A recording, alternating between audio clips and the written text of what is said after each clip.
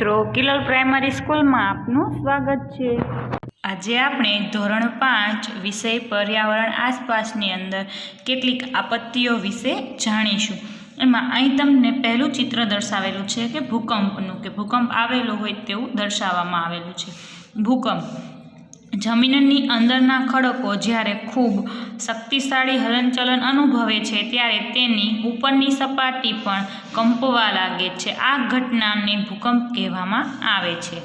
પછી બીજું છે કે સુનામી, કે દરિયા કિનારે આ રીતના સુનામી સર્જાય છે, જે તમને ચિત્ર દર્શાવેલું છે કે સમુદ્રના પેટાળમાં ભૂકંપ થવાથી કે જ્વાળામુખી ફાટવાથી સમુદ્રની સપાટી પર ખૂબ શક્તિશાળી અને અસાધારણ લંબાઈના જે મોજાં ઉત્પન્ન થાય છે તેને સુનામી કહેવામાં આવે છે। પછી છે જ્વાળામુખી। અહીં તમને જ્વાળામુખીનું ચિત્ર દર્શાવેલું છે કે જ્વાળામુખી પૃથ્વીની સપાટી પર આવેલા છિદ્ર કે ફાટ દ્વારા પેટાળમાંથી શિલારસ અથવા તો કે મેગ્મા કે લાવા, ગરમ વાયુઓ, રાખ, માટી વગેરે ધડાકા સાથે અથવા ધીરે ધીરે જમીનની બહાર આવે છે। આ પ્રક્રિયા જ્વાળામુખી વિસ્ફોટ કહેવાય છે। આ પ્રક્રિયાથી રચાતા શંકુ આકારના પર્વતને જ્વાળામુખી પર્વત કહે છે। હવે આપણે થોડા પ્રશ્ન જોઈશું। તેમાં પ્રશ્ન 8, ટીવીના અહેવાલ મુજબ ગુજરાતમાં હજારો લોકોને ઈજા થઈ હતી અને થોડા મૃત્યુ પામ્યા હતા। જો ઇમારતો ધરતીકંપમાં પડે નહીં તે રીતે બનાવવામાં આવી હોત તો ઇમારતોને નુકસાન ઓછું થયું હોત। હા, જો ગુજરાતમાં બનેલી ઇમારતો ધરતીકંપમાં પડે નહીં તે રીતે બનાવવામાં આવી હોત તો ઇમારતો ધરતીકંપની ધ્રુજારી અને આંચકા સહન કરી ઊભી રહી શકી હોત। આથી ખૂબ ઓછા લોકો મૃત્યુ પામત, ઈજા પણ ઓછા લોકો પામત અને ઘરવખરીના સામાનને પણ ઓછું નુકસાન થયું હોત। પ્રશ્ન 9, કે તમે ક્યારેય તમારા વિસ્તારમાં લોકોને એકબીજાની મદદ કરતા જોયા છે? તો કે હા, લગભગ 5 વર્ષ પહેલાં ચોમાસામાં અમારા વિસ્તારમાં 20 ઇંચ વરસાદ પડ્યો હતો। મોટાભાગના ઘરોમાં પાણી ભરાઈ ગયું હતું। તે સમયે લોકોને એકબીજાની મદદ કરતા જોયા હતા। પ્રશ્ન 10, કે લોકો પડોશમાં શા માટે હળીમળીને રહે છે? તો કે પહેલો સગો પડોશી છે। મુસીબતના સમયે સૌથી પહેલાં પડોશી હાજર થઈ જાય છે। સામાજિક પ્રસંગોમાં, આર્થિક બાબતોમાં, કોઈ સલાહ સૂચન મેળવવામાં, તહેવારની ઉજવણીમાં અને સુખ દુઃખમાં પડોશી જ સૌપ્રથમ મદદરૂપ બની શકે છે।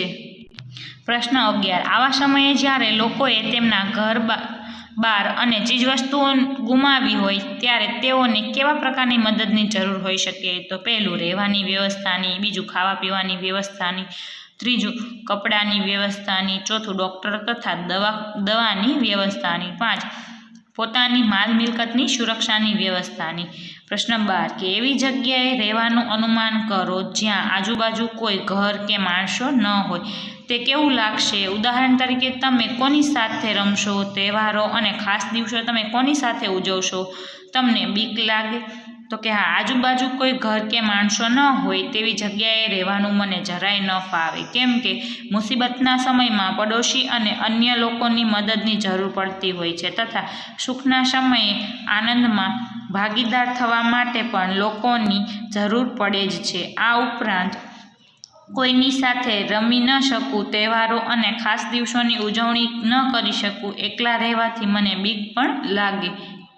પ્રશ્ન 13, જો વરસાદ ન આવે તો પાક ના થાય અને દુષ્કાળ પડી શકે છે, પરંતુ લોકો માટે બીજી જગ્યાએથી અનાજ લાવવામાં આવે તો દુષ્કાળ રહે નહીં, તેનાથી લોકોને ભૂખ્યા રહેવું પડે નહીં અને તેઓ ભૂખથી મરે નહીં। વરસાદ ન આવે તો ખેતરમાં પાક થતો નથી અને દુષ્કાળ પડી શકે છે।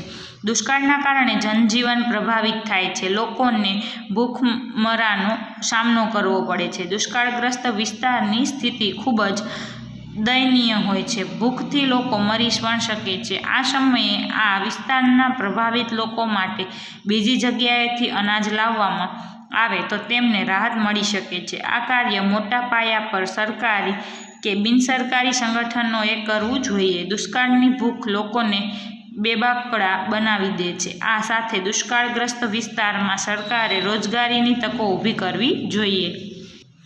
તમારા ગામની બાજુનું ગામ પૂરમાં પ્રભાવિત થયું છે, તમે તેને શું મદદ કરશો? તો પહેલું, મારા પડોશી ગામને અનાજ, કપડાં, દવાઓ, રસોઈના સાધનો, વાસણો, ગાદલા વગેરે જરૂરિયાતો પૂરી પાડીશું. બીજું, પ્રભાવિત લોકો માટે રહેઠાણનો બંદોબસ્ત કરીશું. ત્રીજું, તે ગામના લોકોને પાણી ઉકાળીને પીવા સૂચના આપીશું. ચોથું, કે તે ગામના પશુઓને પૂરતું ઘાસ અને પીવા પાણી મળે એવી વ્યવસ્થા કરીશું.